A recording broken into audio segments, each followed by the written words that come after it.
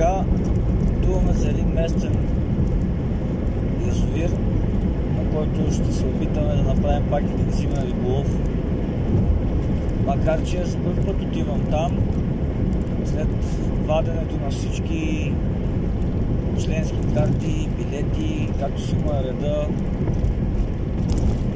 Сега ще отидем да опитаме да хванем някой шаранче.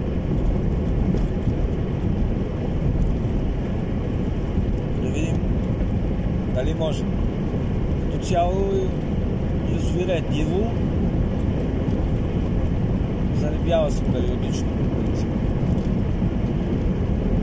И така, ще видим какво ще направим днес.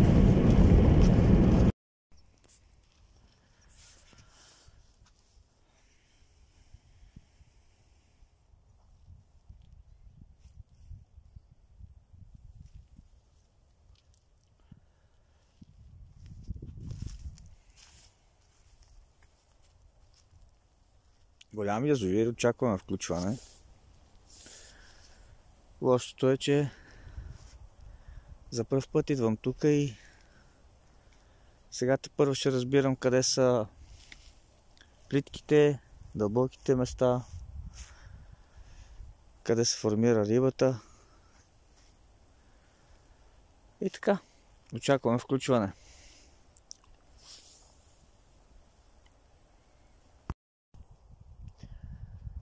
За първи път на диво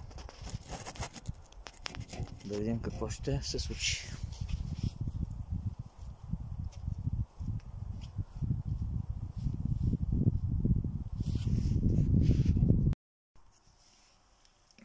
За съжаление няма удар все още. Стана си студенко. Или грешен подход за захранка, макар че отдолу има доста водорасли. Но все пак за първ път идвам тук. Е така, ще постоим още час, да видим какво ще стане. Пък може и да удари нещо, но се съмнявам. И така.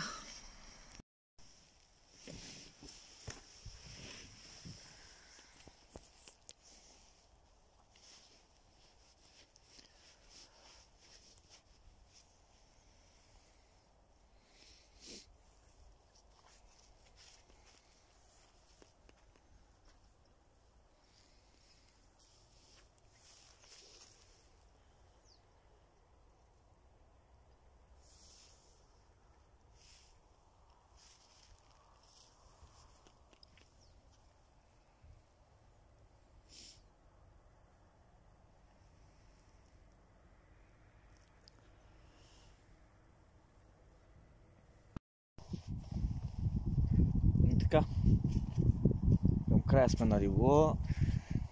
Не всеки път ще успявам да ви показвам резултати, но все пак се опитахме. Ще се върнем отново на това място. Макар че виждам други сектори, които са по-добри. Тук явно е доста плитко. Сега съм прехвърлил въдица към папура повече. Тук в края има едно ръкавче. Все пак не бяхме подготвени както трябва. Всичко стана моментно. Не хвърлихме въдици, малко захранка и студено си е времето все още за шарана, но ще пробваме. Не е като на платеното. Голяма площ. И така. Трудничко е, но ще се върнем отново все пак. Както казах, харесвам дестинацията. Ще почакам още малко, ще видим какво ще се случи. Но нещата са ясни. Нямаше нито едно подръпване. Риби се завъртяха на петното. Видях се. Имаше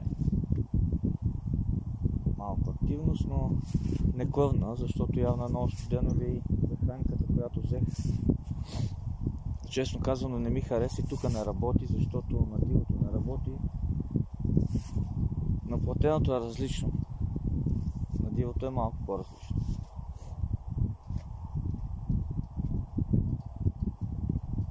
Дори не помръднах. Но това е положението.